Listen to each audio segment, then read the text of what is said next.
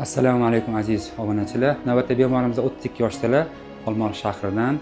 Demak, 3 oy oldin bizaga umid tomonlama eshik pasayishiga shikoyat kelgan. O'sha bizaga kelishidan 4 oy oldin o'sha o'ng quloqlariga zarba tegish natijasida parda teshilgan va o'sha parda bitmay qolgan. Biz o'sha pardani endoskop yordamida yamab berdik. Operatsiyamiz endoskop yordam bilan ichidan bajarilgan. Teshik uncha katta bo'lmagan. Hozir men bilan ko'rib olib tashladik, mana qonizlarni qilinadi va mana pardamiz holati ko'rishingiz mumkin.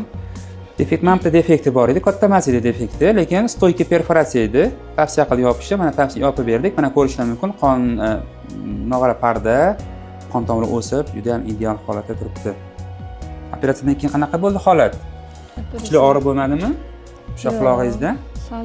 Salgina og'riq bo'ldi, sekin-sekin bitib. Boshida qiynaldim, keyin sekin-sekin yaxshi bitib ketdi. Hozir eshitishingiz yaxshilandi? Yaxshi, bemalol eshityapman. Endi bu yerga parda butunligi tiklangan. Bemalol quloqqa so'kirsa ham nima qilmaydi. Parda tiqmasa cho'milsangiz ham bo'laveradi endi. Rahmat. Kuningiz xayrli o'tsin, salomat bo'ling. Biza kuzatishda davom eting.